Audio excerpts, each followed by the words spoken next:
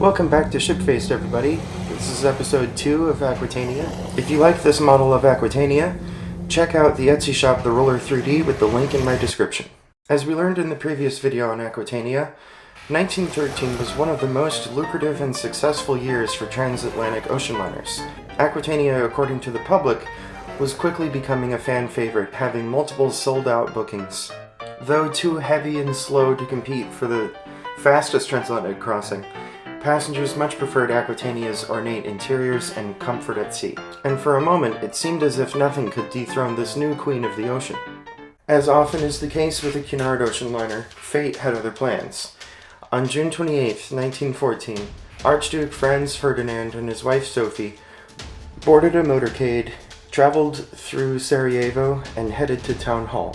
Fearful of having no chance for independence of their own, Serbian nationalists formed a radical group called the Black Hand, and a member of this group, Gavrilo Princip, took it upon himself to eliminate the threat and assassinated Archduke Franz Ferdinand and his wife.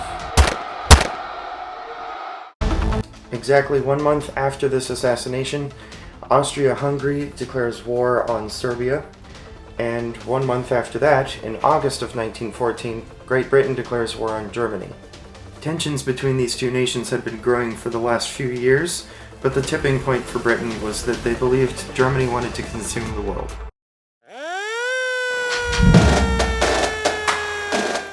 On August 8th, having been rid of decorative elements and armed instead with guns, she was sent on patrol. For those of you who have seen my season on Britannic, Aquitania, you'll know, joined HMHS Mauritania, Britannic, and HMT Olympic, shown here, in the Gallipoli campaign, which unfortunately was a catastrophic failure. With the tragic loss of the HMHS Britannic, Aquitania and Mauritania needed to pick up the slack, and for the next year and a half or so, ferried wounded soldiers from the war front back home. Her next duty assignment was to undergo major overhauls and be converted from hospital ship to armed merchant troop transport. With a new dazzle paint scheme and additional guns mounted on her upper decks, HMT Aquitania began ferrying United States soldiers to Great Britain. Even in wartime, Aquitania made front-page headlines and became the first ship to carry over 8,000 troops on one crossing.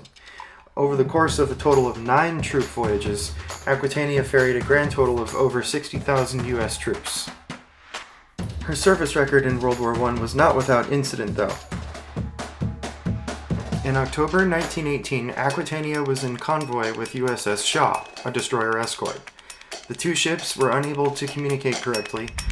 Combine this with standard horrible weather at sea at the North Atlantic, and Aquitania came too close for comfort to USS Shaw and broke the ship in half, tearing its bow off.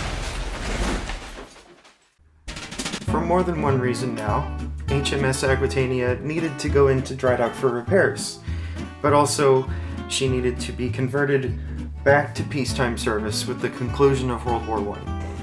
Aquitania before World War I only completed 4 peacetime voyages, so the ship as well as the company were eager to get her back into transatlantic service. And that's a wrap, everybody. Stay tuned for next week, episode 3 for season 5. Give my channel a like and subscribe if you haven't already. And be sure to check out the Etsy shop, The Roller 3D, if you're interested in any beautiful ship models. Thanks, and see you next week.